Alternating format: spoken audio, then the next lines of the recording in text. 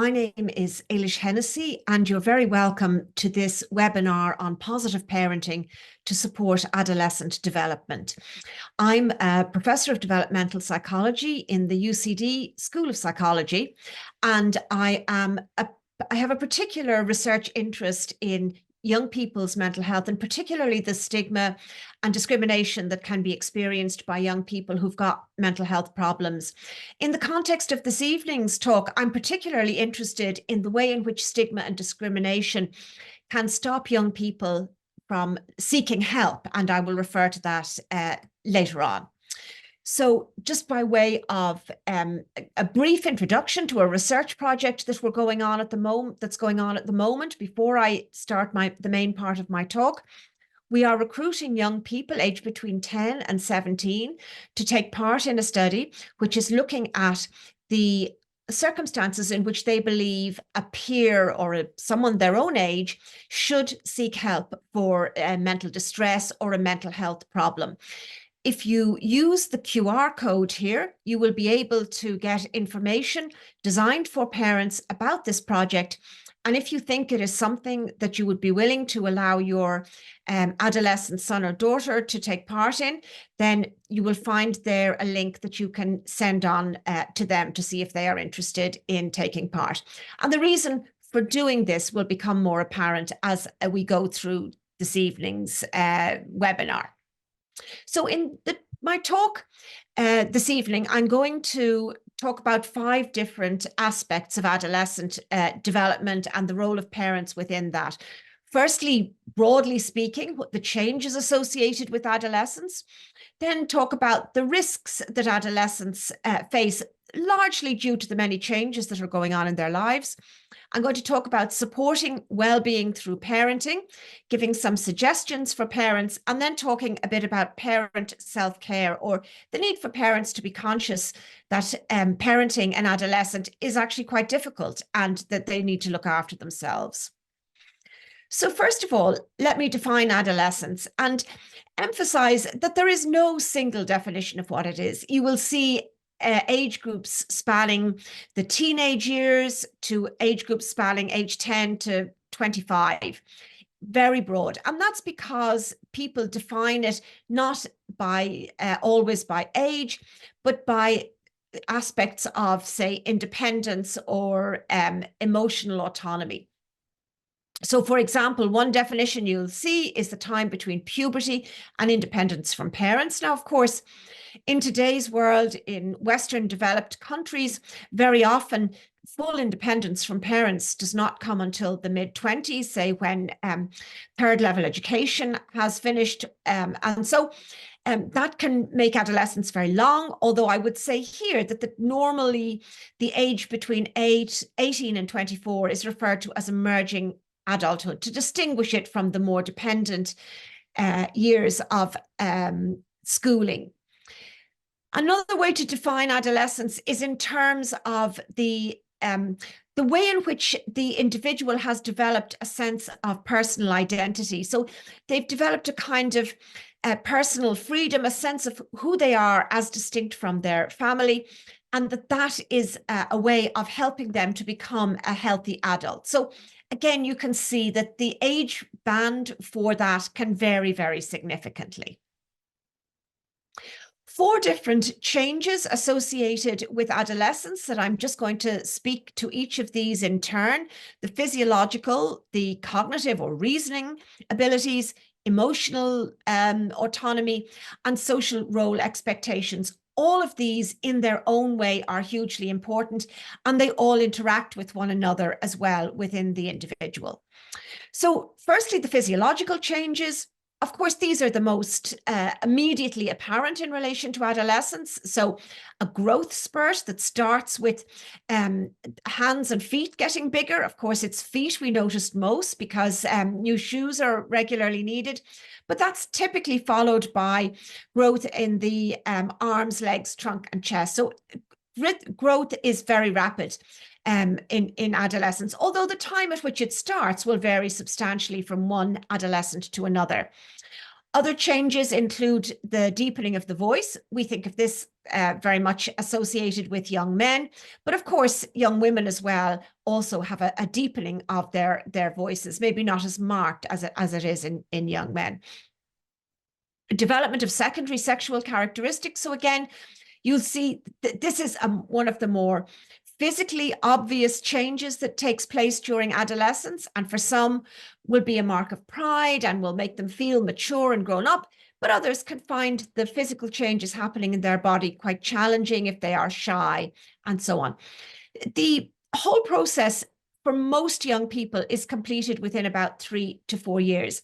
But I really want to emphasize that these are very significant changes, and that therefore it's not surprising that young people become more concerned about their appearance, because their appearance has changed so dramatically, and that is something that I will come back to. Advances in reasoning ability, with greater ability to think logically, to think systematically, and to consider abstract concepts. Obviously, these are very important for schoolwork, and that's shown by the more advanced curriculum that it's possible to have in secondary school. But of course, this logic and systematic thinking and abstract concepts are equally applied to the young person's consideration of their social relationships, of their relationships within the family. And so this is a time for much greater scrutiny of themselves, maybe much better ability to compare themselves with other people. It also means that they're going to be much more thoughtful about the physical changes that are happening within their bodies. So it's not just that your body is changing, it is that you have a new way of thinking about the changes in your body. And of course, that makes the change even more profound and more meaningful for the young person. Emotional autonomy also grows during adolescence. This is important as a marker of a movement towards the identity and personal autonomy of adulthood. Starts by seeing parents as fallible and human. Now, of course, for parents, that's a big change, because typically younger children see parents as infallible and superhuman. They see their parents as definitely the very best parents in the world. And of course, that changes with adolescence. But nonetheless, it's a very important and positive change, because of course, the only way that your children can have mature adult relationships with you is if they acknowledge your humanity. And that acknowledgement of your humanity as a parent also means that they acknowledge that you too can make mistakes just as they do. We see that in adolescence, there is a greater willingness or a greater desire to work things out for themselves. So this can be from emotional problems, emotional issues that come up for them, but it can also be, to get a job in order to save up money to take a holiday or to pay for something that they would like. So this desire to be more self-reliant is very valuable, and it's a very important development of adolescence. But nonetheless, we can see it applied in a way that is not useful, and that's very much feeds into why we're doing the research project that I described at the beginning of this webinar, because that research project is interested in the fact that young people tend to be less likely than older people to seek help if they are experiencing a personal mental health problem. And we believe that some of that may at least be linked into the fact that very often adolescents have a preference for trying to work things out for themselves.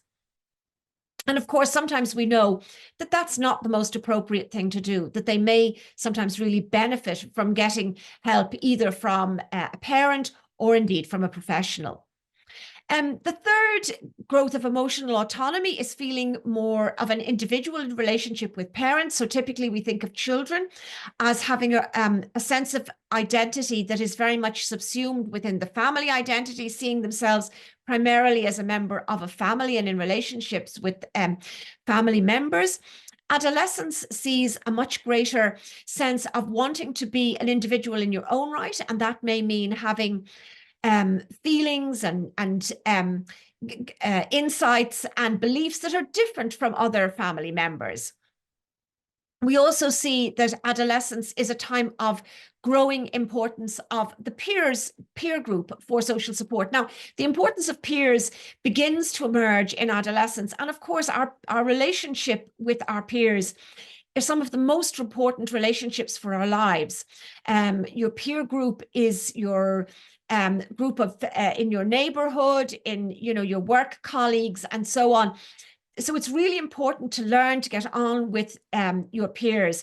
And so this is really an important learning point for adolescents, and some will do it more quickly than others. My apologies, this is jumping around. So the second change that, or another change that I refer to, is a change in social roles in adolescence. And this is maybe involve things like taking on part-time work and learning about the world of work from that. Again, a very important life lesson to learn, and one that many young people will hugely benefit from. Another way of taking on additional responsibility and learning about commitment to others is by volunteering. And there we see very often that schools are very good at engaging young people in doing voluntary work within communities.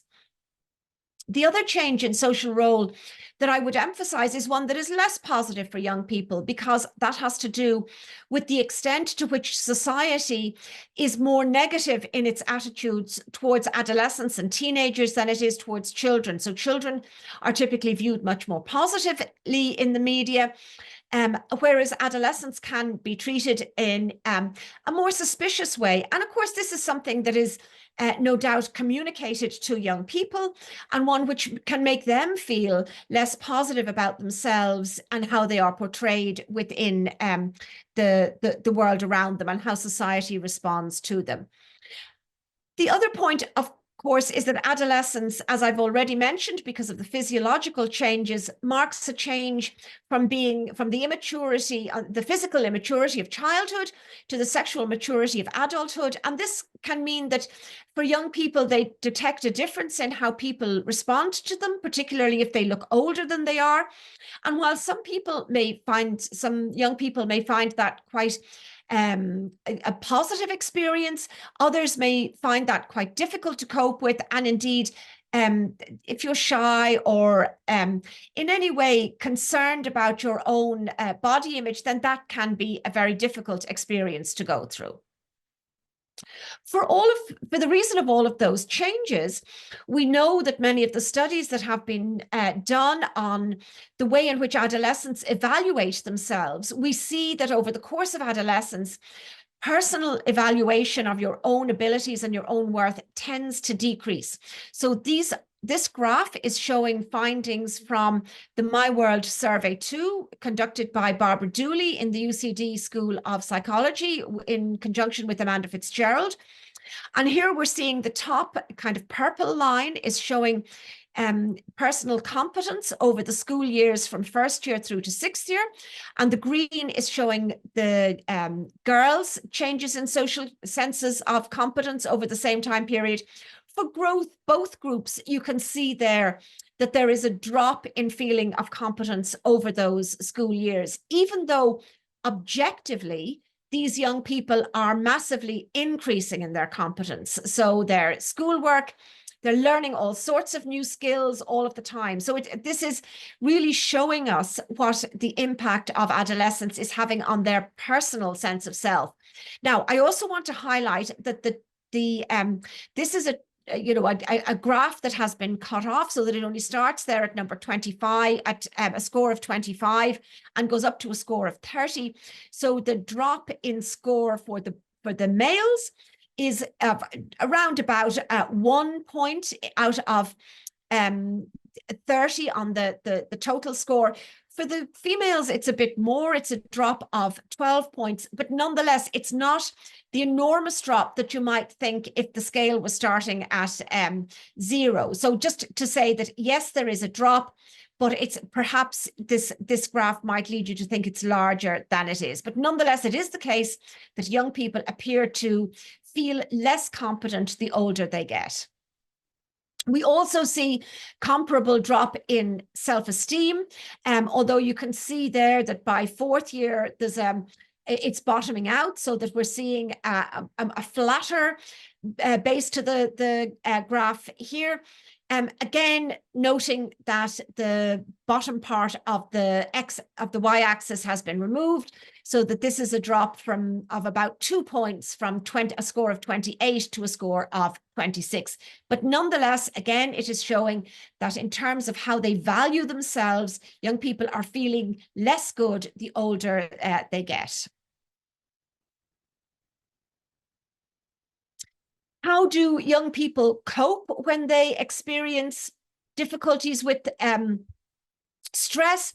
Well, you see here that friends are by far or are one of the top 3 ways of coping that young people have reported, again, in the My World survey. So 56% of them say that friends are an important way of helping them to cope. 54% refer to listening to music. And of course, we know that an increased interest in music very often goes with adolescence. And sport and exercise also seen as very important. And again, remember that one of the bonuses of sport and exercise is how very often that is done in conjunction with one's peer group. So I want to emphasize that this again is further evidence of the importance of the peer group during adolescence. You see, family, particularly if you combine wider family and parents, remain important. You know, if you were to add family and parents together there, you come up with 50% say that family including parents is important, but nonetheless, that's still slightly less than the importance of friends in coping with stress over the course of adolescence. So adolescence is a time of substantial change. Because of that, there are lowering feelings of competence, lowering feelings of self-worth. So those are among, and those feed into many of the other challenges that are faced by young people. And I want to talk about 4 challenges in particular: decision-making, the ability to postpone gratification, sometimes the difficulties in establishing peer relationships, and maintaining positive mental health. So firstly, what do we know about risky decision-making? Well, we now know, thanks to far more advanced techniques for looking at the functioning of the brain, so using things like functional magnetic resonance imaging, which is able to have images of the working brain. That tells us that parts of the prefrontal cortex, which is that part of the brain involved in our more reasoned and more advanced types of thinking ability, that those are not fully mature until around 25 years of age. And very often that has, or the implication of that is that the ability to plan, the ability to master oneself and act in a reasoned way is not fully mature until about age 25.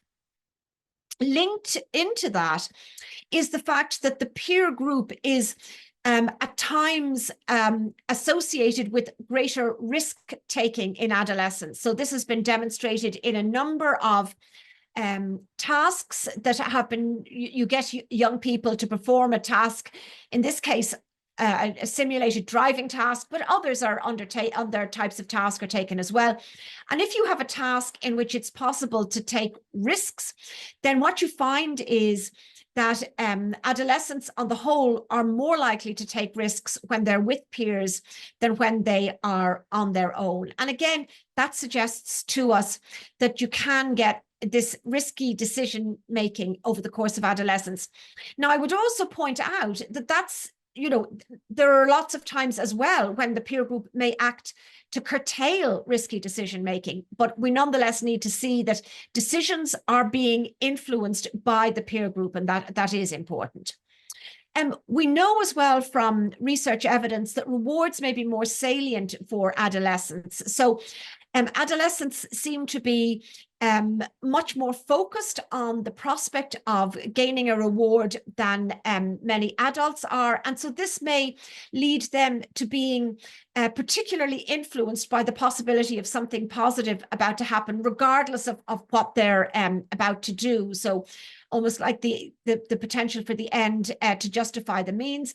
And of course, we know that for young people, with the peer group being very important, gaining esteem in the light of your peers can be a very rewarding thing. So that's probably linked into some of the risky decision making in the context of the peer group. Adolescence also, particularly in early adolescence, we see that there is less ability to postpone gratification. So we know that people vary between, there's a lot of individual variation in adults and how well they're able to postpone gratification. But nonetheless, we know that this is more difficult in adolescence. And this leads to a lot to it being more common to have short-term thinking, so that inability to get down to work now in order to do the revision for an exam, because the payback for doing well on the exam means postponing the gratification of being able to go out with your friends now, or to get engaged in a sport or whatever. So it leads to more shorter term thinking during adolescence than in adulthood. A further challenge for young people is the establishment of positive and supportive peer relationships. Now, for most young people, establishing peer relationships is going to happen. They are going to learn to get on well with their peer group. They are going to develop friendships. But what I would point out is that the challenge here is that, of course, adolescents are going through a time of significant change, as I've highlighted. And that means for any given young person, a lot of their friends may be experiencing significant challenges as well. So that can mean at times that there can be ruptures in the peer group, that young people may fall out with their friends for various reasons. And that can be extremely distressing for young people because the peer group is so important to them. And so that's important to bear in mind, that for many young people, there will be times over the course of adolescence when the peer group is not there as an adequate support for them. What I would say is that all you can do is try to be supportive, try to ensure that they have enough activities that bring them into contact with a range of different peers, so that in the hopes that they will in time maintain or establish new, or that the old relationships will begin to function well for them again. We also know that adolescence is a time when we see a greater emergence of mental health challenges. So the bars highlighted in this chart here are from the age of 10 up to the age of 24. But you'll see here that it's between the ages of 10 and about 19 that we're seeing the steepest growth curve in problems associated with mental health. This also includes substance use, but we see growths in both of those independently. So we know that mental health challenges are emerging over the course of adolescence, and that many young people will go through a time of significant distress, and therefore understanding that distress and finding ways to encourage young people to seek support when they are distressed is extremely important. And that's what the research project that I mentioned at the beginning of this webinar is all about. What I didn't mention in any of the challenges that I've highlighted so far is social media. Now, of course, talking as I do to many parents, both professionally and as well through my my own family and friends. I know that parents a lot of the time are very concerned about the use of smartphones, about engagement with social media. What I would say is that at the moment, we are still only at a time of emerging evidence on the way in which young people's mental health is associated with social media use. So just because we're seeing increases in mental health difficulties in young people at the same time as we are seeing a growth in the use of smartphones and social media doesn't necessarily mean that one causes the other. So we need to be very clear about that the fact that two things change at the same time does not necessarily mean that one has caused the other. We need more research which follows young people over time. I would call that a longitudinal study, but it's data that is tracking young people to see how their mental health emerges over the course of adolescence. And of course, that's a much more difficult study to do than the types we typically see published, which are what are called cross-sectional studies. So these are literally snapshots of young people and their media use at different age groups. So although this is showing us the potential for a developmental pattern, nonetheless, it is not proving a causal relationship. We also see that a lot of studies that report links between social media use and mental health during adolescence averages mental health use mental health disorders or mental health difficulties and social media use right across the years from 13 to 18. And yet, of course, we know that there are huge differences between 13-year-olds and 18-year-olds in terms of their maturity, in terms of their interests in life, their independence, and so on. So averaging those may be disguising or hiding many important nuances about differing impacts of social media at different age groups. And then the final gap within the research is that I've seen very little research that has really focused in on what young people are doing on their smartphones and how they are using social media. So you can use your smartphone to simply look at videos all day, which would clearly not be the most desirable use. But you might also be doing, research for a project for school. You might be playing chess. You might be doing crosswords. So the potential to engage in different activities on smartphones is significant. And we don't yet have a great deal of data on the way in which differential use of different activities on smartphones is differently related to young people's well-being. So it's not that I'm saying there's no harm in phone use or social media use. What I'm saying is I don't think that researchers can yet give definitive answers of the type that parents would like to have about the impact that social media or smartphone use is having on young people. So I want to move now to talking a bit more about parenting in adolescence. I've spoken so far primarily about the changes associated with adolescence, those physiological reasoning, changes in autonomy and social role, as well as the risks associated with adolescence, such as risks in decision-making, postponing gratification, and mental health difficulties, and how all of those mean that we need a new approach to parenting in the adolescent years. So 4 things that I want to emphasize: encouraging independence while maintaining consistent control. So that's always going to be challenging. It's hard to know when exactly you should allow a young person to make a decision for themselves. And I think I have a slide about that in a moment. You want to encourage the development of critical thinking skills and independent judgment. So encouraging them to think deeply about the consequences of what their actions and to be able to make an independent judgment based on those that thinking.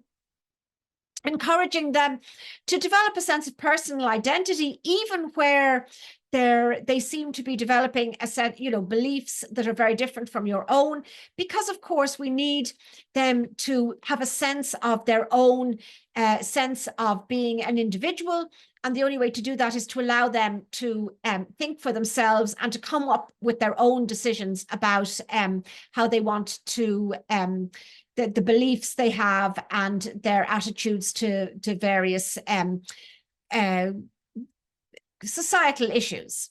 And so then finally, to be authoritative, which is to be responsive, but also demanding. So to be aware of the strengths and limitations of each adolescent, but also to be expecting that they will behave in appropriate ways when required. So how can we encourage independence in adolescence? Well, firstly, so I have a slide on each of these: communications and enhancing self-esteem and encouraging responsible decision-making. Well, firstly, communication, and I emphasize communication constantly. It's so important to have as good a channel of communication as you can have with an adolescent, even though it's a difficult time to communicate with them. So I would say, first of all, ensure that you have something to communicate about. Now, for some people, that's very easy. Parents and children may share a passion for particular sports, and maybe that may be a quick channel for communication. But for others, that may be more difficult. You may not share many of the interests of your teenage son or daughter. But I would say, please do try then and take an interest in the things that are of interest to them, whether that's their music, the sport that they're engaged in, because by taking an interest in it, by asking them, by finding out more, you immediately have something that you can talk to them about. And that gives you a wonderful conversation opener to engage in conversation. Adolescents are, as part of communication, you need to think about what adolescents can at times say that are likely to provoke parents or to distress parents in a variety of ways. I would say that it's very important, regardless of what is said to you, to try to respond in a way that is as calm as you can be. Saying something like, "I understand why you might think that. That's not what I have found," or "That's very interesting. Have you thought of how that might affect A or B, or person A or B?" So those kind of reactions have numerous positive consequences. Firstly, they diffuse a situation that could otherwise have ended up in a row. So if a young person says something that is inflammatory or upsetting, by responding in kind, you ensure that the situation will escalate. This is a way to de-escalate a situation and to try to keep communication more open. The other thing is that when a lot of the time, when things are said that are upsetting to parents or provoking to parents, they're not necessarily about life's major issues. They can be about quite trivial things. And in which case, if you react strongly to something that is not particularly major, you are going to deter the young person from telling you about something very serious that is concerning them, because they may be worried that they will upset you or concerned at the type of reaction that they will get from you. So really important, if you can, to stay as calm as you can in response to things that are said to you. I would also always recommend giving very clear directions or instructions. So young people are very good at not listening to get the full meaning of what you're saying. And of course, you may have very particular reasons why you need a particular activity to be done. And so never give instructions that have any potential for misinterpretation. So the example I've given here is, when you finished your homework, please put out the bin. It's completely full and it's beginning to smell. So you've given a reason for why you're asking for the activity, and you've been very clear what the activity is, rather than simply hinting that the bin is full. Enhancing self-esteem is very important. I showed you a graph showing how self-esteem tends to drop over the course of adolescence, and that's something that you want to try to bolster.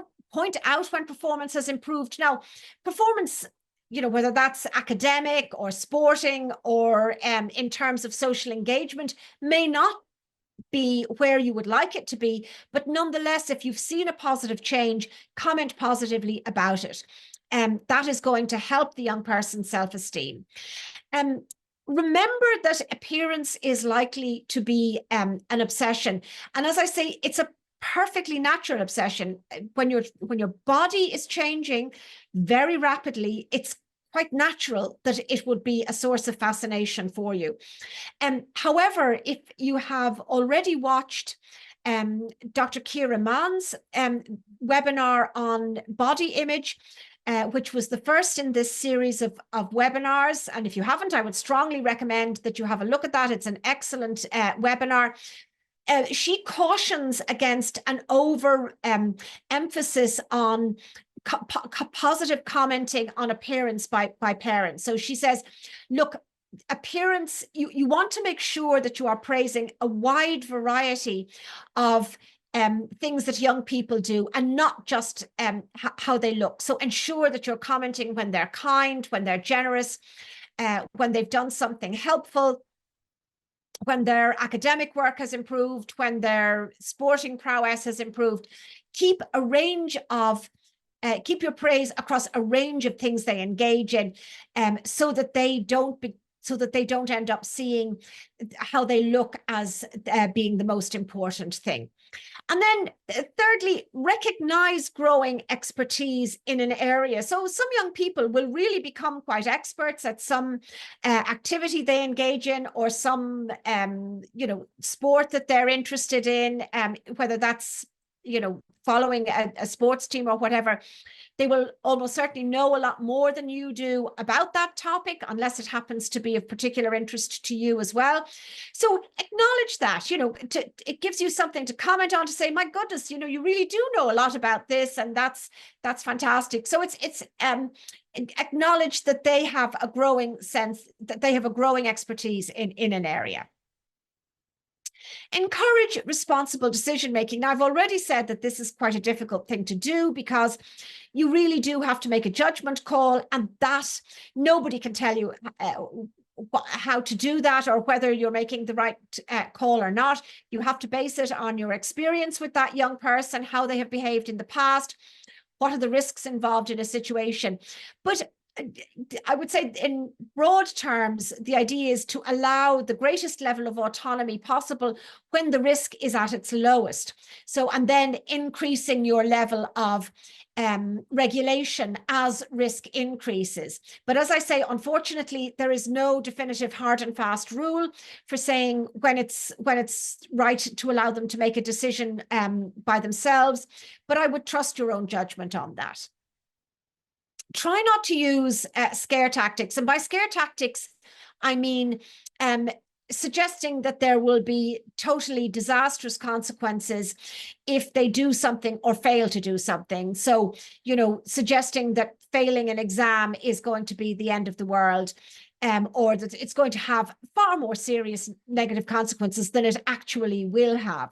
Again, the reason for that is that if you do suggest that something really terrible is going to happen as a consequence of something they do, and they discover that that's not the case, then you have blown your own credibility in terms of your ability to say what the negative consequences of something are likely to be. And so, be careful. Really try to ensure that you give rational and reasoned reasons for why you want them to behave in a particular way, either to do something or to avoid doing something. Always ask them where they're going and who they will be with, and ask them to tell you if their plans change. Now, of course, I'm sure lots of young people a lot of the time will not certainly won't give the whole truth in what they're saying. You just have to accept that. But what I would say is, all of the research suggests that by asking them to tell you, and by asking who they will be with, you are reducing the level of risky behavior. That most of the time you'll find you will get truthful answers, and that commitment to a plan is one that is more likely to make the young person continue to follow through on that plan. Some additional suggestions here. I would say try as far as possible to stay open-minded and non-judgmental about the opinions that a young person has. So we know that prevailing public opinion changes from generation to generation. You are not going to hold exactly the same opinions as your son or daughter, but try to be accepting of their decisions. You can point out why you do not hold the same opinion, but nonetheless acknowledge their right to hold an opinion that is different from your own. Humor can be a great de-escalator of situations. If you can find a way to be self-deprecating or to make a joke about something that will lighten the situation, that can also be very useful. I would also suggest, now not in the heat of an argument, but just there are times when it can be useful to ensure that young people are aware of really how lucky they are, just as we all should be, at a time when there is a great deal of when the world is experiencing a great deal of change, and when lots of people are experiencing appalling suffering. We do need to understand that we are really in a very lucky position in Ireland today, or most people are.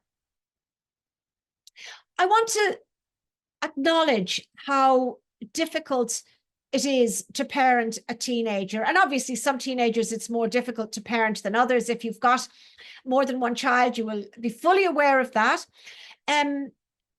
You know, it's not just that teenagers can at times be challenging and can be moody, but sometimes they can evoke for a parent the difficult feelings that they themselves had as teenagers.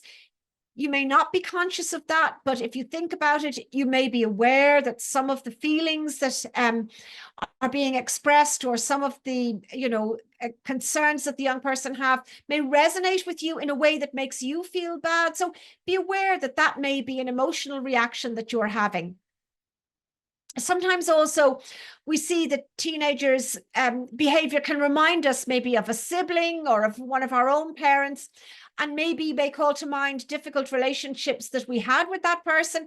Again, that can mean that that makes dealing with challenges from a teenager even more difficult, because you have these other history of interactions with somebody who behaves in a similar way, weighing down upon you. So be conscious that that can also add to some of your own challenges as a parent dealing with the situation that you're faced with. I therefore would always recommend that you find something positive to do for yourself, to do with your partner. It's really important to be aware that you are almost certainly being stressed by this parenting process.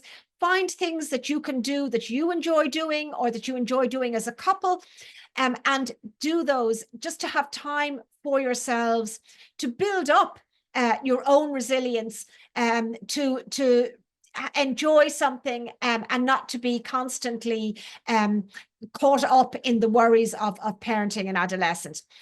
There's no way you are ever going to be a perfect parent. There is no such thing as a perfect parent. You will at times blow up. You will at times make a wrong decision in terms of whether when you allowed them to make a decision and afterwards realized you shouldn't have allowed them to do that, or the other way around. There's no such thing as a perfect parent. You just have to hope that you are good enough. That's what we should aim for as parents, to be good enough in that we are being supportive as we can be, as loving as we can be, as caring as we can be, but we certainly won't end up being perfect. If you're interested in reading more and interested in reading a kind of more scientific and research-based account of adolescence and the changes associated with adolescence, I think you know, this is a really good book. Sarah Jane Blakemore writes really well. She is a neuropsychologist who has written a lot about the developing brain. This is very much written for parents, and it is about the wonderful opportunities of adolescence as well as the challenges of adolescence. I'm sure it's widely available in libraries. I discovered that it's if you have an Audible subscription, it is one of the free books that comes with an Audible subscription. You might want to look at it. It's quite nicely read as well. I looked at it on BorrowBox, which is the audio book for my local library. I couldn't find it there. But again, in hard copy or in, you know, the physical book will be able to be ordered from your local library. So I would strongly recommend that you have a look at that. It's a very, very interesting read. I'm just putting up this slide with some support services for parents and teenagers. I'm sure that you are familiar with many of them. Jigsaw is the national support service for youth mental health. Belong To is a specialist service to provide support for young people who are LGBT QI. So again, young people who are questioning their sexuality may have very specific needs, and Belong To is an excellent support service for them. Bodywise, a wonderful support for young people experiencing body image issues. They also have an excellent website with great resources for parents. Spun Out is it's a resource for young people rather than for parents, but nonetheless, it has fantastic information that you could point the young person, your son or daughter, to. Everything from menus, you know, how to various recipes, through to voting, through to mental health. And they're very careful that all of their articles are really well researched. Parent Line offers specific support and advice to parents of children of all ages, and Parents Plus has a range of parenting programs and that which are really excellent, and again have been well tested to ensure that they really are supportive for parents. Again, excuse me, just to remind you that we are seeking parents who will give permission for a son or daughter to take part in our research project. You can find out more about it with this QR code. And then if you think it's something, excuse me, that you would be willing to allow your son or daughter to take part in, when you use that QR code, you will find from there a link that you can send on to your son or daughter. Just want to thank you for your attention throughout this webinar. I end with this quotation that I've always found very nice by Mark Twain. When I was a boy of 14, my father was so ignorant I could hardly stand to have the old man around. But when I got to 21, I was astonished by how much he'd learned in 7 years. And I think for many of us, that sums up some of the changing relationships that happen between parents and children over the course of adolescence and into emerging adulthood. So I'll leave it there. Thank you again. And if you haven't already explored some of the other resources on our website, please do have a look. We've got a wealth of videos there for parents that they can use.